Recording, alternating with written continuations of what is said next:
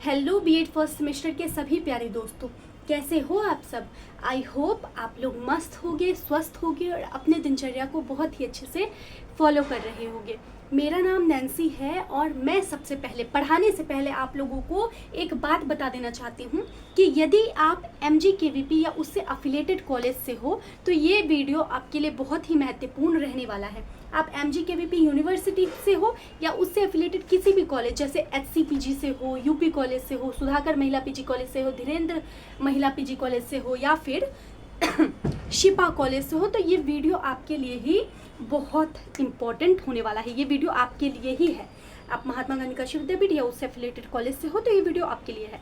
और दूसरी बात मैं ये बताना चाहती हूँ कि ये जो मैं वीडियो बनाती हूँ ना, ये वीडियो मैं उन सभी बच्चों के लिए बनाती हूँ जो कि बीएड के प्रिपरेशन के साथ ही बीएड के सेमेस्टर एग्ज़ाम को देखते हुए उन्हें और भी प्रिपरेशन करना होता है, जैसे UP टेट, C टेट। क्योंकि आप लोगों को पता ही होगा कि बीएड में एडमिशन लेते ही आप UP टेट, C टेट के एग्ज़ाम को देने के लिए एलिजिबल हो जाते हो, योग्य हो जाते हो। तो आप लोगों के लिए ही ये वीडियो है। मैं मोस्ट इम्पॉर्टेंट क्वेश्चन आप लोगों के लिए ही लाती हूँ ताकि आप लोग यहाँ से पढ़ के अपने सेमेस्टर एग्ज़ाम को दे सको और आपका जो मेन फोकस है ना वो C टेट, UP टेट की ओर रहे। ठीक है, तो बिना टाइम वेस्ट किए अब चलिए शुरू करते हैं।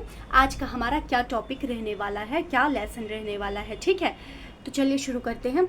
आज हम पढ़ने वाले हैं, एक सेकेंड, आज हम पढ़ने वाले हैं शिक्षा के समाजशास्त्री एवं दार्शनिक आधारगत परिप्रेक्ष्य, perspective in sociological and philosophical basis of education book का मोस्ट इम्पॉर्टेंट क्वेश्चन। आपके बुक में टोटल 4 यूनिट है, तो चारों यूनिट से जो सबसे इम्पॉर्टेंट क्वेश्चन है ना वो मैं आप लोगों के लिए छांट के लाई हूँ। ठीक है, तो पहला क्वेश्चन देख लेते हैं क्या है। पहला क्वेश्चन आपका कहता है आदर्शवाद क्या है, शिक्षा में आदर्शवाद के सिद्धांत, पाठ्यक्रम, शिक्षक और विद्यार्थियों की भूमिका लिखिए। तो सबसे पहले पूछा जा रहा है हमसे क्वेश्चन में कि आदर्शवाद होता क्या है, फिर उसके बाद शिक्षा में आदर्शवाद के सिद्धांत क्या है, पाठ्यक्रम क्या है और शिक्षक क्या है और विद्यार्थी की भूमिका क्या है। तो एक एक करके चलिए देख लेते हैं उत्तर में। सबसे पहले देखते हैं आदर्शवाद का अर्थ क्या होता है।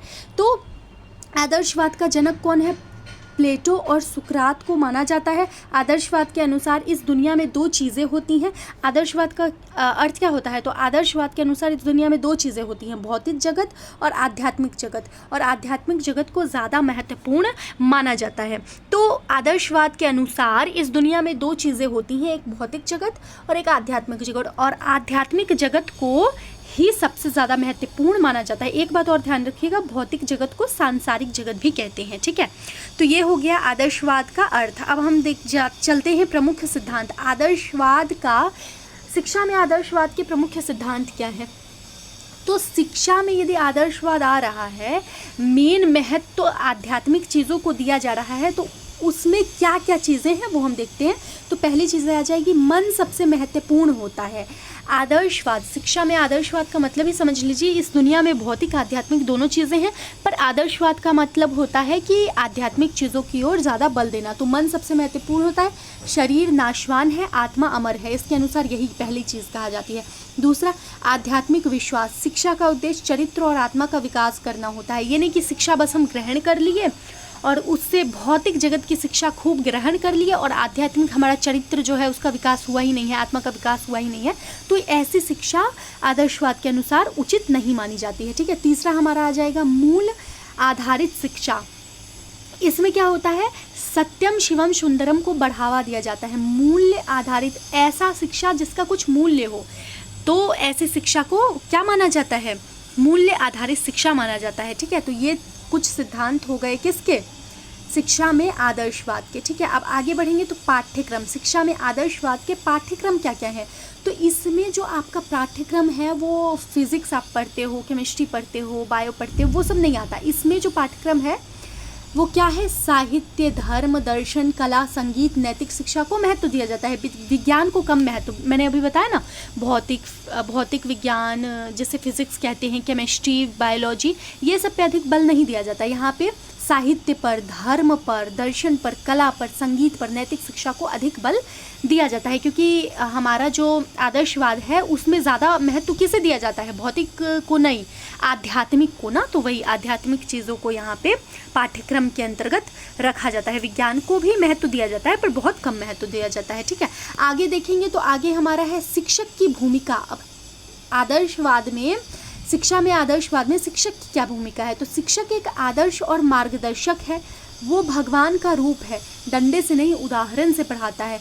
तो शिक्षक जो होते हैं वो शिक्षा किस प्रकार से देते हैं बच्चों को, तो प्यार से देते हैं, सम्मान पूर्वक देते हैं, उदाहरण से समझा के बच्चे को पढ़ाते हैं। बच्चे को एक आदर्श और मार्गदर्शक शिक्षक जो होते हैं वही आदर्शवाद शिक्षक होते हैं, ठीक है। आगे देखेंगे तो विद्यार्थी की क्या भूमिका रहती है। यदि हम आदर्शवाद विद्यार्थी हैं तो हमारी क्या क्या भूमिका रहेंगी, तो हमारी भूमिका रहेंगी विद्यार्थियों को अनुशासित रहना, आज्ञाकारी और जिज्ञासु होना चाहिए। जानने के प्रति इच्छा होनी चाहिए, जिज्ञासु माने, और आज्ञाकारी आप लोगों को होना चाहिए, और अनुशासित होना चाहिए यानी अनुशासन में रहना चाहिए। अब इसका निष्कर्ष क्या निकलता है, तो आदर्शवाद हमें अच्छा इंसान बनना सिखाता है, ठीक है। अब आगे बढ़ते हैं। दूसरा क्वेश्चन हमारा है गांधी जी की बेसिक शिक्षा या नई तालीम क्या है, इसके सिद्धांत और महत्व लिखिए। मोस्ट इम्पॉर्टेंट है, देख लीजिएगा। गांधी जी की बेसिक शिक्षा या नई तालीम क्या है, इसके सिद्धांत और महत्व बताइए। तो चलिए देखते हैं अर्थ क्या है गांधी जी की बेसिक शिक्षा का, क्या नई तालीम क्या है और इसके सिद्धांत और महत्व बताना है ना। तो अर्थ देख लेते हैं। 1937 में वर्धा में गांधी जी ने बेसिक शिक्षा का प्रस्ताव रखा। इसे नई तालीम भी कहते हैं। ये 17 से 14 साल के बच्चों के लिए थी। तो 1937 में वर्धा में गांधी जी ने बेसिक शिक्षा का प्रस्ताव रखा था। वर्धा एक जगह का नाम है, वहाँ पे गांधी जी ने बेसिक शिक्षा का प्रस्ताव रखा था। इसे नई तालीम भी कहते हैं। 7 से 14 वर्ष के जो बच्चे हैं ना, उनके लिए ये होता है, ठीक है। उनके लिए ये चीज़ लागू किया गया था। अब प्रमुख सिद्धांत, इसके सिद्धांत क्या है, जो गांधी जी की बेसिक शिक्षा नीति क्या है एवं नई तालीम, दोनों को एक ही बोला जाता है। बेसिक शिक्षा कह लो या तो नई तालीम कह लो। तो इसका अर्थ आप लोगों ने समझ लिया। अब हम आगे समझते हैं, इसके सिद्धांत समझेंगे फिर महत्व समझेंगे। तो सिद्धांत देख लेते हैं। सिद्धांत क्या क्या है, श्रम के साथ शिक्षा, पढ़ाई के साथ कटाई, बुनाई, खेती जैसी कोई शिल्प जरूरी। जैसे छोटे छोटे बच्चे होते हैं तो वो गरीब घर के होते हैं तो वो अपना पढ़ाई कंप्लीट नहीं कर सकते, तो गांधी जी ने बेसिक शिक्षा रखा जिसके द्वारा बच्चे काम भी कर सकते हैं और पढ़ाई भी अपना कर सकते हैं। मातृभाषा का माध्यम यानी कि शिक्षा हिंदी में हो, अपनी मातृभाषा में होनी चाहिए ताकि बच्चों को अधिक से अधिक वो चीज़ें समझ में आए, ठीक है। आत्मनिर्भर शिक्षा, बच्चे जो सामान बनाएं उसे बेच कर स्कूल चलाएं। तो इसका मतलब ये नहीं है कि बच्चों को फ्री में शिक्षा दिया जाए, नहीं, बच्चों को उनके द्वारा बनाए गए सामान से को बेच के जो पैसा मिल रहा है उसके द्वारा शिक्षा दिया जाए ताकि बच्चे जो है वो आत्मनिर्भर शिक्षा को प्रदान कर पाए यानी प्राप्त कर पाए, ठीक है। अब आगे देखेंगे तो सर्वांगीण विकास यानी हार्ट का विकास, हैंड का विकास।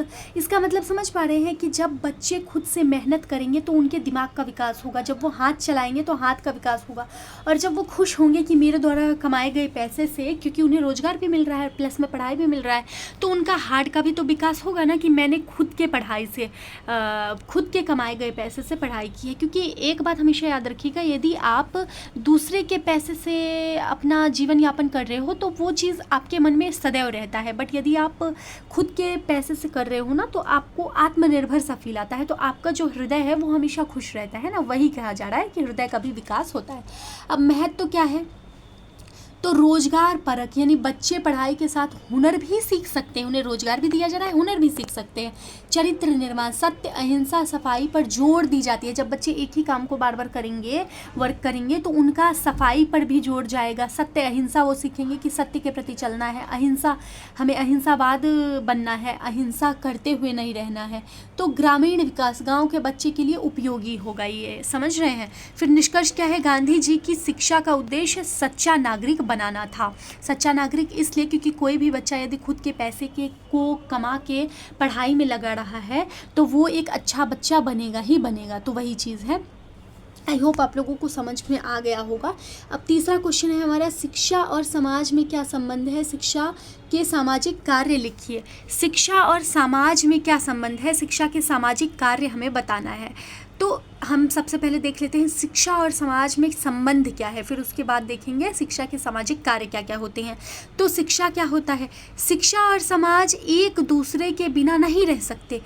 समाज शिक्षा को दिशा देता है, समाज जो है वो शिक्षा को दिशा देता है और शिक्षा समाज को बनाती है। मतलब समझ रहे हैं? समझिए, आसान लैंग्वेज में समझा रही हूँ कि शिक्षा और समाज एक दूसरे के बिना नहीं रह सकते, क्योंकि ये दोनों ही एक दूसरे के पूरक होते हैं। अब कैसे पूरक होते हैं इसे समझते हैं।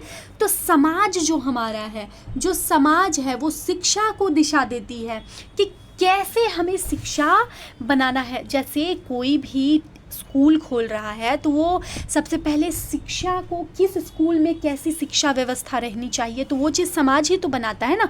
तो यही बोला जा रहा है, समाज जो है वो शिक्षा को दिशा देती है कि कैसी शिक्षा होनी चाहिए, और शिक्षा जो है वो समाज को बनाती है। और यदि हर एक समाज का व्यक्ति जो है वो शिक्षित हो गया तो वो समाज बन जाएगा ना, बहुत अच्छा बन जाएगा। तो वही चीज़ दिया गया है, ठीक है। तो ये दोनों ही एक दूसरे के पूरक है। आई होप आप लोगों को समझ में आ गया हो, बट यदि नहीं समझ में आया तो आप लोग कमेंट के माध्यम से पूछ सकते हो, ठीक है। और मुझे बताइएगा कि शिक्षा और समाज में क्या अंतर है, शिक्षा और समाज एक दूसरे के पूरक क्यों है, कमेंट कीजिए तो ज़रा। अब चलिए दूसरे पॉइंट पे हम चलते हैं। तो दूसरा पॉइंट हमारा कहता है शिक्षा के सामाजिक कार्य क्या क्या हैं। शिक्षा के सामाजिक कार्य क्या क्या हैं? तो पहला कार्य क्या है? संस्कृति का संरक्षण, यानी पुरानी परंपरा, भाषा, त्यौहार को बचाना। तो शिक्षा के सामाजिक कार्य, शिक्षा के द्वारा समाज का कार्य क्या होता है? तो समाज का कार्य होता है पुरानी परंपरा, भाषा, त्यौहार को बनाए रखना। फिर सामाजिक नियंत्रणीय कानून नियम मानना सिखाना, अपराध कम करना। तो शिक्षा जो है, शिक्षा के द्वारा सामाजिक कार्य क्या क्या होते हैं? तो सामाजिक नियंत्रण करना होता है, कानून बनाना, नियम बनाना सीखना, और अपराध कम करना। फिर सामाजिक परिवर्तन, अंधविश्वास, बाल विवाह जैसी कुरीतियों को दूर करना। फिर राष्ट्रीय एकता, विविधता में एकता का भाव पैदा करना। फिर मानव संसाधन का विकास, यानी डॉक्टर, इंजीनियर, टीचर बनाकर देश को मजबूत बनाना, ठीक है। आई होप आप लोगों को समझ में आया होगा। निष्कर्ष क्या है? अच्छी शिक्षा अच्छा समाज। यदि अच्छी शिक्षा रहेगी तो अच्छा समाज भी रहेगा। अब चौथे क्वेश्चन की ओर बढ़ते हैं। तो चौथा क्वेश्चन हमारा कहता है भारतीय संविधान में शिक्षा से संबंधित प्रावधानों की विवेचना कीजिए। भारतीय संविधान में शिक्षा से संबंधित प्रावधानों की विवेचना कीजिए। तो प्रस्तावना सबसे पहले देखते हैं। भारत के क्वेश्चन को सबसे पहले समझ लेते हैं। तो भारत के संविधान में जो शिक्षा से संबंधित प्रावधान है, शिक्षा से संबंधित डिस्कशन है, उसे हमें बताना है, ठीक है। प्रोविजंस हैं उसे हमें बताना है। तो उत्तर क्या है? प्रस्तावना सबसे पहले देख लेते हैं। तो संविधान की प्रस्तावना में शिक्षा का लक्ष्य न्याय, स्वतंत्रता, समानता, बंधुत्व है। अब मौलिक अधिकार कुछ दिया गया है, तो क्या क्या है देखते हैं। मौलिक अधिकार हमारा जो है अनुच्छेद 21A, आर्टिकल 21A 6 से 14 साल के बच्चों को मुफ्त और अनिवार्य शिक्षा का अधिकार RT एक्ट 2009 के थ्रू मिला गया है। आपसे यदि पूछ दिया जाएगा अनुच्छेद 21A क्या है, तो आप डायरेक्ट लिखोगे 6 से 14 साल के बच्चों को मुफ्त और अनिवार्य शिक्षा का अधिकार मिला है। और यदि ये पूछ दिया RT एक्ट 2009 क्या है, तो इसमें भी आपको सेम चीज़ लिखनी है, 6 से 14 वर्ष के बच्चों को मुफ्त और अनिवार्य शिक्षा का अधिकार रहता है। अब अनुच्छेद 29 और 30, 29 और 30 में क्या है? अल्पसंख्यकों को अपनी शिक्षा संस्था खोलने का अधिकार है, ठीक है। तीसरा हम देखेंगे, तो तीसरा हमारा क्या है? राज्य के नीति निर्देश तत्व, DPSC। अब इसमें क्या है? अनुच्छेद 45, राज्य किसी भी राज्य की बात हो रही है तो राज्य में 14 साल तक के बच्चों को मुफ्त शिक्षा देना, ये अनुच्छेद 45 में लिखा हुआ है। अनुच्छेद 46 में लिखा हुआ है ST SC और कमज़ोर वर्गों की शिक्षा के लिए विशेष ध्यान रखना। अब मौलिक कर्तव्य क्या क्या हैं हमारे? तो मौलिक कर्तव्य हमारे हो जाएंगे अनुच्छेद 51A, माता पिता का कर्तव्य है कि वो 6 से 14 साल के बच्चों को स्कूल भेजेंगे, ठीक है। निष्कर्ष क्या निकलता है? संविधान शिक्षा को मौलिक अधिकार मानता है। अब पांचवा और लास्ट क्वेश्चन की ओर चलते हैं। तो पांचवा क्वेश्चन हमारा कहता है सामाजिक परिवर्तन में शिक्षा की भूमिका बताइए। समाज में होने वाले जो परिवर्तन है उसमें शिक्षा की क्या क्या भूमिका है। तो अर्थ देख लेते हैं। सबसे पहले समाज में होने वाले बदलाव को सामाजिक परिवर्तन कहते हैं।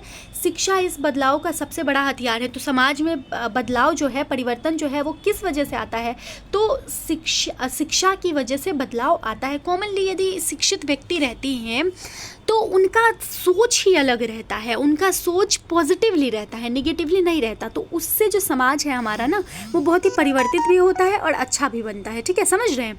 अब आगे देखेंगे तो आगे इसकी भूमिका क्या है, किसकी भूमिका क्या है। क्वेश्चन याद है कि नहीं। समाज में जो परिवर्तन हो रही है तो उसमें शिक्षा की क्या भूमिका है वो बताना है। तो शिक्षा की भूमिका क्या है, तो पुरानी कुरीतियों को ख़त्म करना, यानी कि पुरानी कुरीतियाँ क्या क्या है, सती प्रथा है, दहेज है, बाल विवाह को शिक्षा ने ही ख़त्म किया है। तो शिक्षा के द्वारा इसे ख़त्म किया जा सकता है। ठीक है। दूसरा हमारा है महिलाओं को सशक्त बनाना। लड़कियों की शिक्षा में से समाज की सोच बदली जा सकती है। शिक्षा के द्वारा महिलाओं को सशक्त बनाया जा सकता है। आजकल की लड़कियां, सारी लड़कियां ही ग्रेजुएशन, पोस्ट ग्रेजुएशन और बहुत कुछ पढ़ रही हैं, पर पहले ऐसा नहीं था। आज मैं भी पढ़ी लिखी हूँ, आप लोग भी पढ़े लिखे हो, तो पहले लेकिन ऐसा नहीं था। पहले बहुत कम पढ़ने को दिया जाता था, समझ रहे हो। तो वही चीज़ है कि शिक्षा के द्वारा ये सभी सोच बदला गया है। अब वैज्ञानिक सोच, अंधविश्वास की जगह तर्क और विज्ञान को बढ़ाया गया है। और नए व्यवसाय यानी कंप्यूटर, IT ने नए रोजगार पैदा किया है, जिसकी वजह से लड़कियाँ लड़के सब पढ़ रहे हैं। लोकतंत्र को मजबूत करना, यानी शिक्षित नागरिक ही अच्छे वोटर बनते हैं। ये चीज़ अच्छी बात है ना। शिक्षित नागरिक, जो जितने शिक्षित रहेंगे वो अच्छे वोटर बनेंगे। तो ये चीज़ें भी हैं। बस हमारा जो क्लास है वो यहीं ओवर होता है, क्योंकि जो मोस्ट इम्पॉर्टेंट 5 क्वेश्चन थे वो हमारे यहाँ कंप्लीट हो गए हैं। आप लोगों को और भी कोई क्वेश्चन चाहिए या और क्वेश्चंस चाहिए तो आप कमेंट कीजिएगा, मैं ज़रूर आप लोगों के लिए वीडियो बनाऊंगी। और कोई भी डाउट हो तो मुझे तुरंत कमेंट के ज़रिए पूछिए, मैं आप लोगों के हर एक कमेंट का जवाब दूँगी। ठीक है। तो कोई भी डाउट हो आप लोग तुरंत पूछिएगा, मैं आप लोगों के साथ हूँ। ठीक। और यदि आप लोगों को PDF चाहिए तो मैं टेलीग्राम पे दे दूँगी, आप लोग वहाँ से ज्वाइन कर लीजिए। और इंस्टा पे भी आप लोग ज्वाइन कर सकते हो, वहाँ पे भी आपको बहुत सी सूचनाएं मिलती हैं। तो इंस्टा का जो ID है वो डिस्क्रिप्शन में दिया हुआ है, बट मैं बता देती हूँ, study with SFS। Okay. Telegram पे भी आप ऐड हो सकते हो। ठीक है। मिलते हैं नेक्स्ट वीडियो में, इस उम्मीद के साथ कि आप लोग बहुत ही अच्छे से अपनी पढ़ाई को जारी रखोगे और मस्त रहोगे, खुश रहोगे। हमेशा खुश रहना ज़रूरी होता है ना, तो सदैव खुश रहा करिए।